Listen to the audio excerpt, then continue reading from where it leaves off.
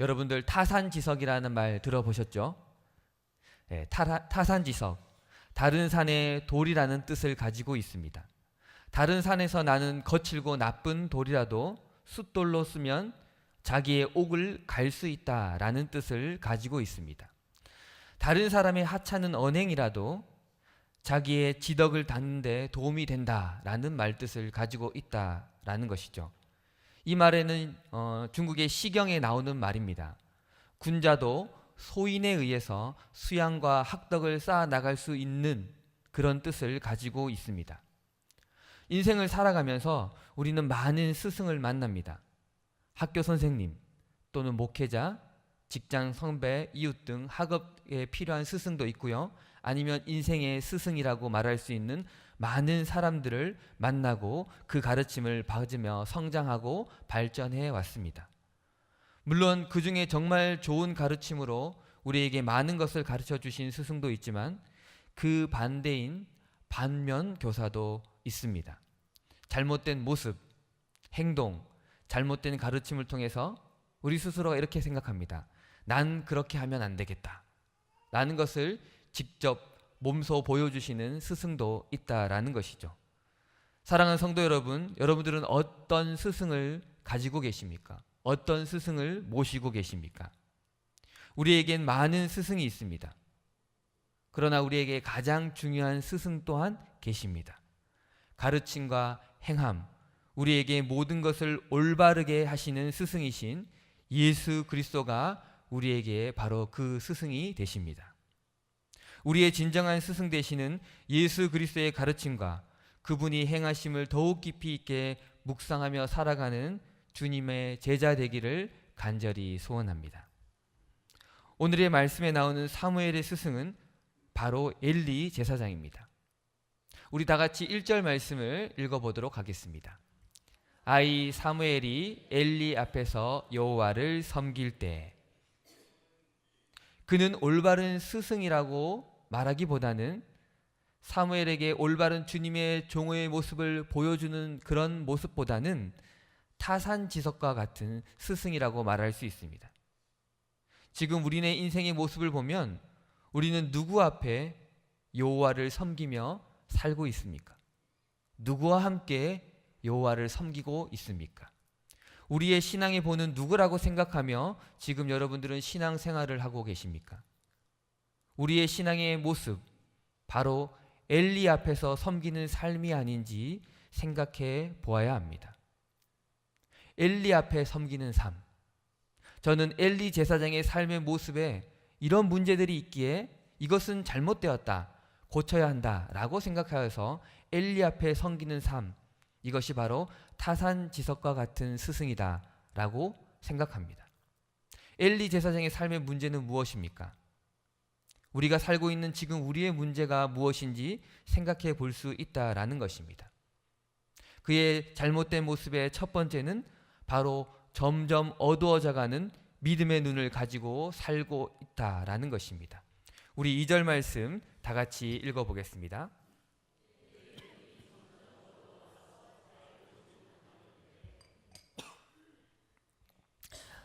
그의 신앙의 모습의 첫 번째 문제는 바로 믿음의 눈이 어두워져 가고 있었다라는 것이죠.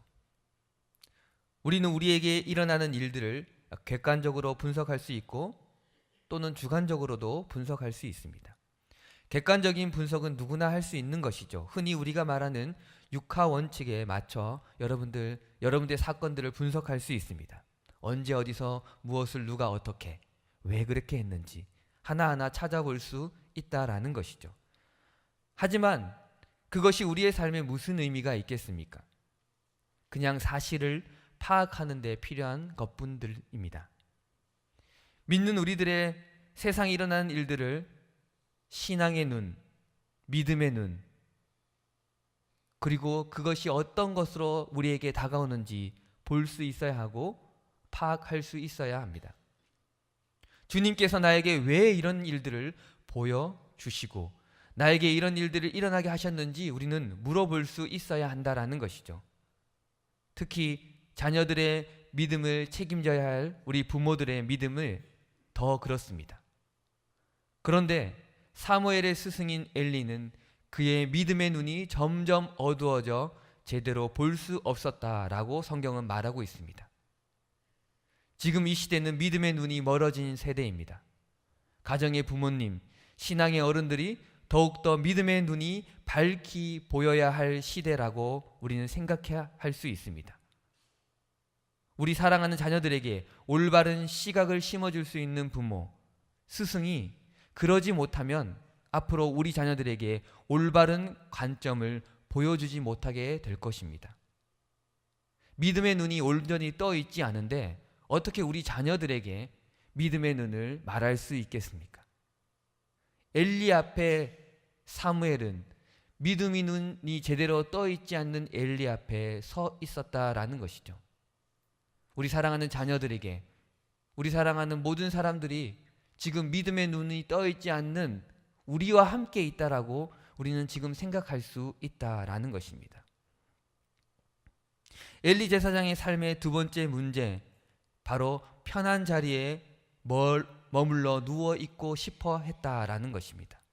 우리 2절 후반절 말씀 다시 한번 읽어보도록 하겠습니다. 그때 그가 자기 처소에 누웠고.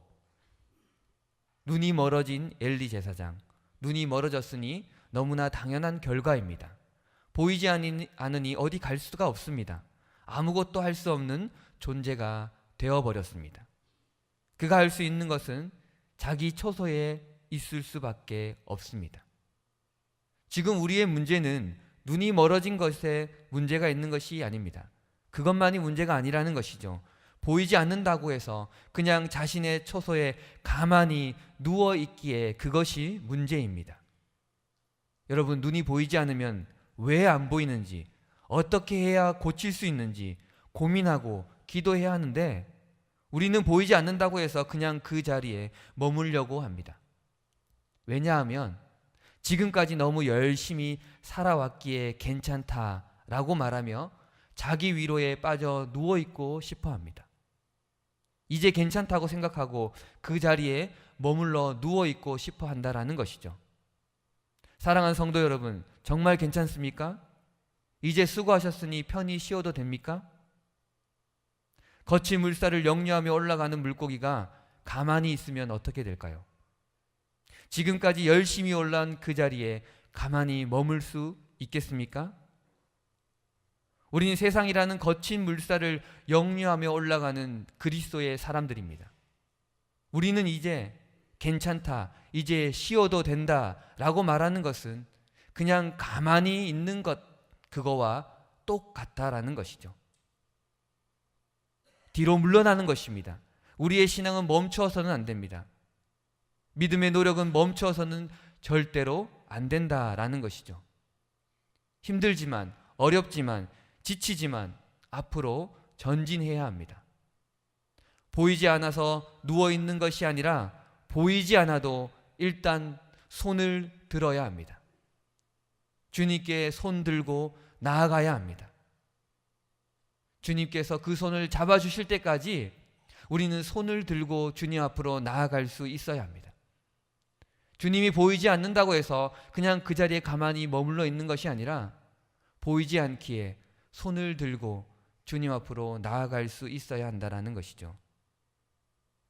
지금 우리의 모습이 이 엘리의 시대와 너무 흡사합니다.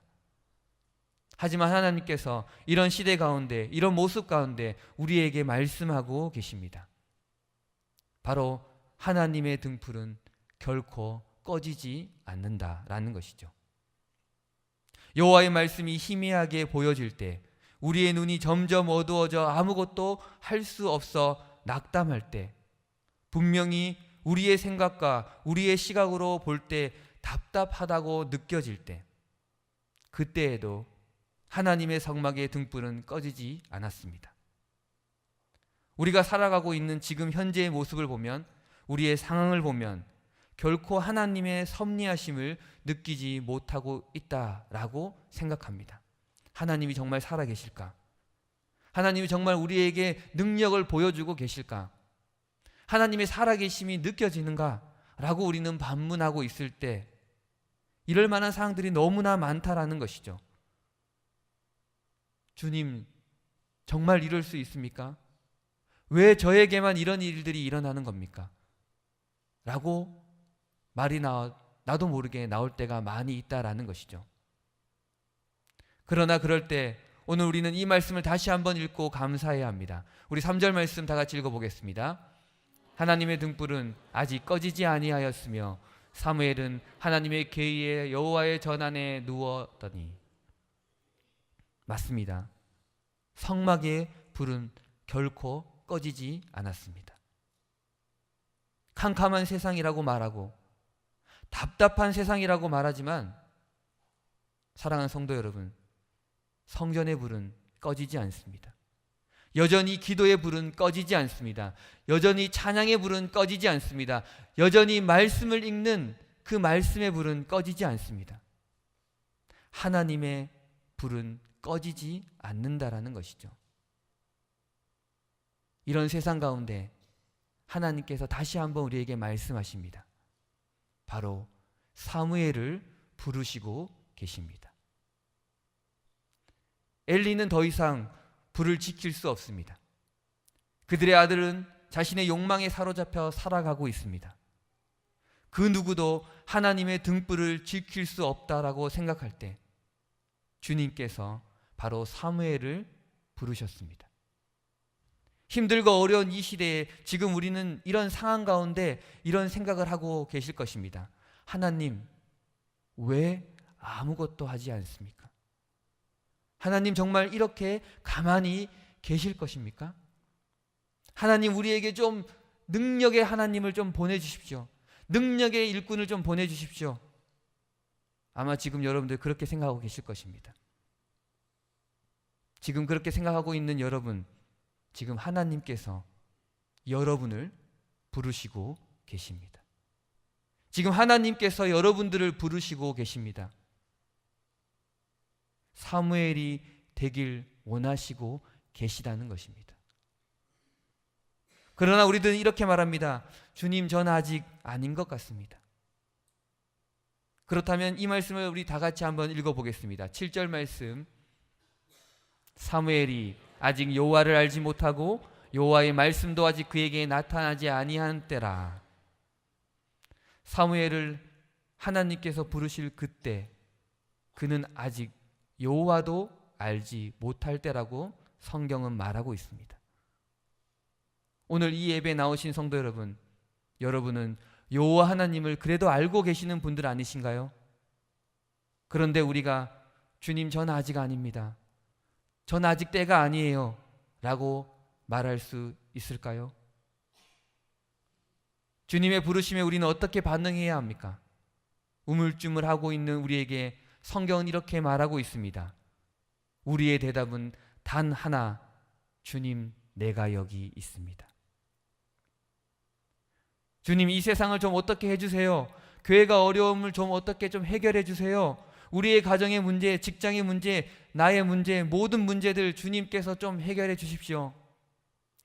주님, 해결해 주실 사람을 좀 보내주세요. 그때 주님께서 말씀하십니다. 내가 너를 그곳에 보내었다. 내가 너를 그 자리에 있게 하였다. 내가 너를 불렀다. 여러분, 우리의 대답은 단 한 가지입니다. 우리 10절 말씀 다 같이 한번 읽어보겠습니다. 여호와께서 임하여 서서 전과 같이 사무엘아 사무엘아 부르시는지라. 사무엘이 이르되 말씀하옵소서 주의 종이 듣겠나이다 하니. 다시 한번 우리 고백하길 원합니다. 말씀하옵소서 주의 종이 듣겠나이다. 주님, 저 말고 교회에서 직분 받으신 저 직분자들이 먼저 부르셔야 되는 거 아닙니까? 전 아직 교회 나온 지 얼마 되지 않았습니다. 주님, 제가 우리 집의 가장이거든요. 자녀 키우고 가정을 돌보는데 너무 힘듭니다. 저 말고 저 시간 많으신 저분들을 먼저 부르십시오. 저는 조금 있다가 시간이 나면, 상황이 좋아지면, 환경이 좋아지면 그때 저를 불러주십시오. 그때 제가 하겠습니다. 하지만 여러분, 오늘 부르심에 응답한 사무엘은 아직 하나님을 알지 못했습니다. 그러나 그는 과감하게, 아니 당당하게 이렇게 고백했습니다. 주님, 여기 있습니다. 주의 종이 듣겠습니다. 라고 말하였다는 것이죠.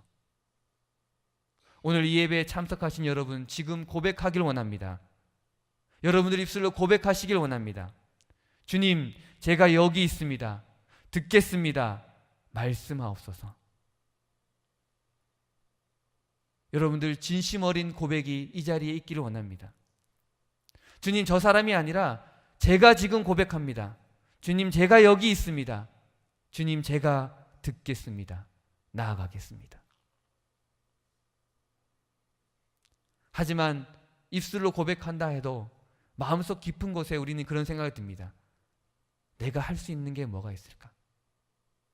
정말 내가 주님의 부르심에 응답할 수 있을까? 내가 그만한 능력이 될까? 나에게 무엇이 있을까? 여러분들, 그게 바로 정상적인 대답입니다. 정상적인 생각입니다. 마음속 깊은 곳에 입술로는 고백하였지만 내가 할 수 있는 것이 없다라고 우리는 생각할 때 주님께서 이렇게 말씀하셨습니다. 주님의 부르심에 고백하고 싶다. 맞습니다. 제가 여기 있습니다. 그런데 두렵습니다. 한 치 앞도 모르는 삶을 사는 우리에게 부르심에 대한 응답하는 것 자체가 너무나 두렵다라는 것이죠. 하나님께서 사무엘을 부르시고 사무엘은 응답하였습니다. 여호와 하나님의 말씀은 엘리 집안의 심판의 내용들이었습니다. 좋은 내용이 아닙니다. 사무엘은 아버지같이 섬겼던 그 엘리 제사장의 그 집안의 심판의 내용이었다라는 것이죠. 그의 마음은 아팠을 것입니다. 하지만 그는 순종하고 하나님의 말씀을 전하였습니다. 사무엘을 통해서 하나님께서 엘리 제사장에게 선포하여 주셨다라는 것이죠. 우리가 받은 하나님의 임무, 우리가 받은 하나님의 선포의 말씀은 아픔일 수 있습니다. 상처가 될 수 있습니다. 고난이 될 수 있습니다. 시련이 될 수 있습니다. 하지만 그것이 하나님께서 우리에게 명령하신 거라면 우리는 그 명령을 충실히 수행할 수 있는 주님의 종이 되어야 한다는 것이죠. 사무엘을 통해서 하나님께서 말씀하실 때, 사무엘을 통해서 하나님 말씀이 선포되었을 때, 사무엘을 통해서 하나님의 말씀이 그 땅에 심겨졌을 때 여호와의 말씀이 희귀하여 이상이 흔히 보이지 않는 시대가 끝을 알리는 선지자가 되었다라는 것입니다. 사랑하는 성도 여러분, 하나님의 말씀이 무엇인지 어떤 내용인지 그것이 중요한 것이 아니라 하나님께서 우리를 통해 말씀을 전하셨다. 그것은 바로 이 말씀이 희귀한 이 시대에, 이상이 보이지 않는 이 시대에 끝을 알리는 하나님의 선포의 말씀이라는 것이죠.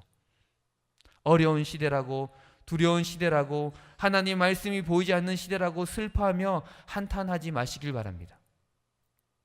자녀들에게 올바른 것을 전할 수 없는 시대라고 한탄하지 마시길 바랍니다. 이 시대가 잘못되었어. 이 시대는 아픔뿐이야. 이 시대에 무슨 하나님의 말씀이 있겠어. 이 시대에 무슨 하나님의 이상이 있겠어.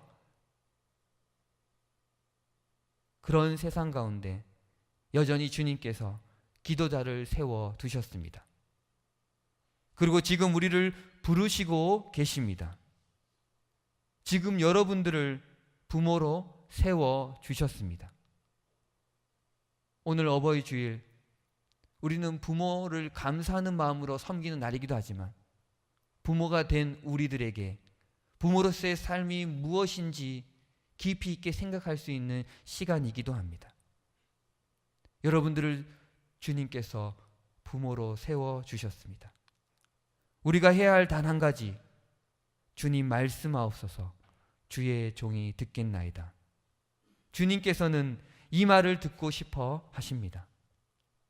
그때 여호와께서 실로에서 다시 나타나시고 실로에서 여호와의 말씀이 세워질 것입니다. 우리는 단지 주님, 제가 여기 있습니다. 주의 종이 듣겠습니다라고 말씀하는 그 순간 실로에서는 여호와의 말씀이 다시 시작되었다라는 것입니다. 우리 교회는 바로 여러분의 응답으로 다시 세워질 것입니다. 여러분들의 가정은 바로 여러분들의 응답으로 다시 세워질 것입니다. 우리는 단지 응답하였을 뿐인데 실로에서 여호와의 말씀이 세워지게 될 것입니다. 우리는 단지 주님 앞에 엎드려 응답하였을 뿐인데, 대답하였을 뿐인데, 고백하였을 뿐인데 주님께서 말씀을 다시 세워 주실 것입니다. 오늘은 어버이 주일이기도 합니다. 사랑하는 자녀들에게 우리가 할 수 있는 단 한 가지는 올바르게 그리스도를 전하는 것입니다. 여호와의 말씀이 세워지도록 부모인 우리들을 올바르게 부르심에 응답하는 것입니다. 여러분의 가정과 기업과 사업장에 바로 여러분들의 부르심의 응답으로 다시 말씀이 세워질 것입니다. 실로에서 여호와의 말씀이 다시 세워질 것입니다. 여러분들 가정에, 여러분들 모든 곳에 여호와의 말씀이 다시 세워질 것입니다. 다 같이 응답하며 주님 찬양하기를 원합니다. 우리 주님, 내가 여기 있사오니 나를 써주시옵소서. 주님 몸을 이 자리에 바치길 원합니다. 우리 다 같이 찬양하기를 원합니다.